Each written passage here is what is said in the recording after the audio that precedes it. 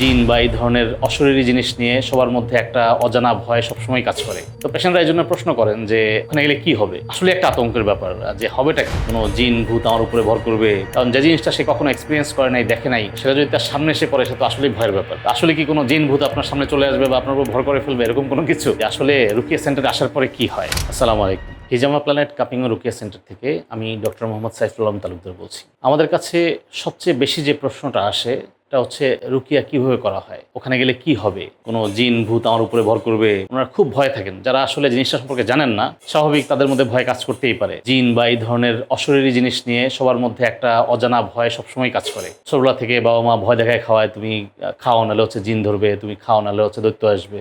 তো সবার মধ্যে এটা নিয়ে একটা সবসময় চাপা ভয় কাজ করে। পেশেন্টরা এই জন্য প্রশ্ন করেন যে ওখানে গেলে কি হবে, মানে আসলে একটা আতঙ্কের ব্যাপার যে হবেটা কি, কারণ যে জিনিসটা সে কখনো এক্সপিরিয়েন্স করে নাই, দেখে নাই, সেটা যদি তার সামনে এসে পড়ে সে তো আসলেই ভয়ের ব্যাপার। আসলে কি কোনো জিন ভূত আপনার সামনে চলে আসবে বা আপনার উপর ভর করে ফেলবে এরকম কোনো কিছু? আসেন এটা নিয়ে কথা বলি যে আসলে রুকিয়া সেন্টারে আসার পরে কি হয়। প্রথমে আমাদের এখানে তো বেসিক্যালি অ্যাপয়েন্টমেন্ট বেসড ট্রিটমেন্ট হয়। আপনি আগে অ্যাপয়েন্টমেন্ট নিয়ে আসবেন, কারণ আমাদের এখানে সবসময় বিজি থাকেন রাকিরা। তো দিনের মধ্যে অনেকেই 10টা-12টা রুকিয়া করতে হয়। তো প্রত্যেক ঘন্টায় ঘন্টায় এখানে পেশেন্টের অ্যাপয়েন্টমেন্ট দেওয়া হয়। একটা রুকিয়া করতে সাধারণত 45 মিনিটের মতো সময় লাগে, আর কনসালটেশন বা কথাবার্তা বলা সহ 1 ঘন্টার মতো। তো আপনি যখন অ্যাপয়েন্টমেন্ট করবেন তখন আপনাকে একটা নির্দিষ্ট সময়ে অ্যাপয়েন্টমেন্ট দেওয়া হবে, এবং আপনি যদি 15 মিনিটের বেশি দেরি করেন তাহলে বেশিরভাগ ক্ষেত্রেই আমরা ওই রোগীকে আর দেখতে পারি না। সেক্ষেত্রে হয়তোবা শুধু কনসালটেশন করে আপনাকে ছেড়ে দেওয়া হয় এবং অন্য একদিন আসতে হবে যেদিন আপনি এসে রুকিয়া করবেন। তো আপনি যখনই আমাদের সেন্টারে আসবেন টাইম মেনটেন করে আসতে হবে। আপনি দেরি করলে সমস্যা হয়ে যাবে। আগে আসলে কোনো সমস্যা নেই, তাহলে একটু বসলেন, আমাদের এখানে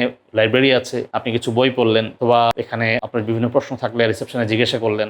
ইউ ক্যান টেক টাইম। তো আসার পরে আপনাকে একটা হিস্ট্রি শিট ফিল আপ করতে দেওয়া হবে। আপনি এখানে আসার পরে আপনার নাম, তারপরে হচ্ছে কি সমস্যা নিয়ে এসছেন, আপনার মেডিকেল প্রবলেম আছে কিনা, কোনো ওষুধ খাচ্ছেন কিনা, বা আপনি এর আগে কখনো কবিরাজের কাছে গিয়েছিলেন কিনা, তাবিজ ব্যবহার করেছেন কিনা, তারপরে হচ্ছে আপনার কোনো দুঃস্বপ্ন দেখেন কিনা, আপনার সিমটমগুলো কি কি আছে সেগুলো লিস্ট করবেন। সবকিছু রেডি করে আপনি ভিতরে ঢুকবেন।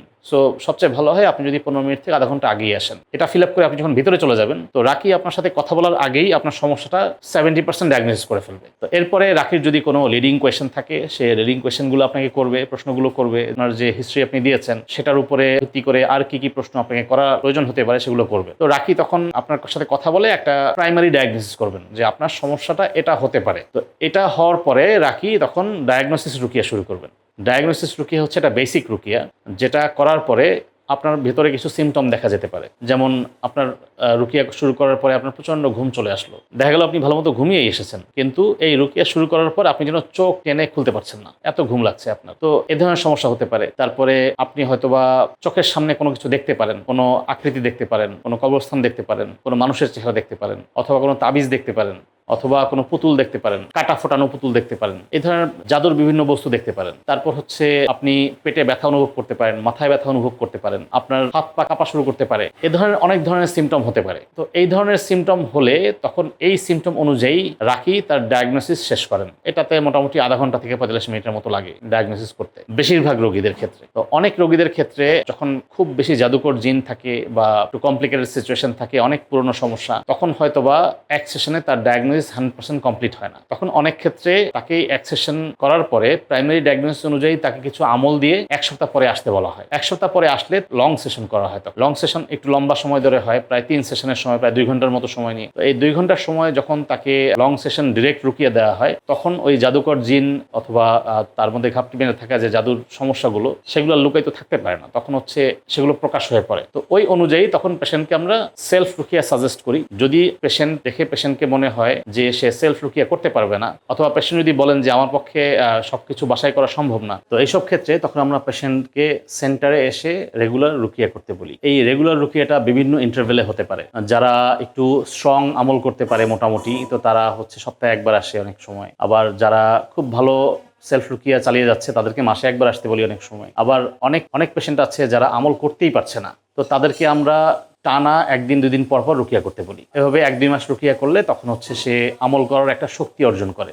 তার ভেতরে যে জিন থাকে বা ব্ল্যাক ম্যাজিকের যে আসর থাকে তার উপরে, সেগুলো আস্তে আস্তে দূরীভূত হতে থাকে। তো যখন তার অবস্থা এমন হয় যে সে বাসায় আমল করতে পারছে, তখন আমরা তার রুকিয়ার ফ্রিকোয়েন্সি আবার কমিয়ে দিই। তো এখানে রুকিয়া করতে এসে আপনার ভয়ঙ্কর কোনো কিছুর সম্মুখীন হওয়ার কোনোই সম্ভাবনা নেই। আপনি নিশ্চিন্তে রুকিয়া করতে আসতে পারবেন। তবে ফিমেল পার্সনদের বা যারা একটু মনে হচ্ছে যে সমস্যা একটু বেশি, এমন পুরুষ রোগীদেরকেও সাথে আমরা একজন সহযোগী আসতে বলি।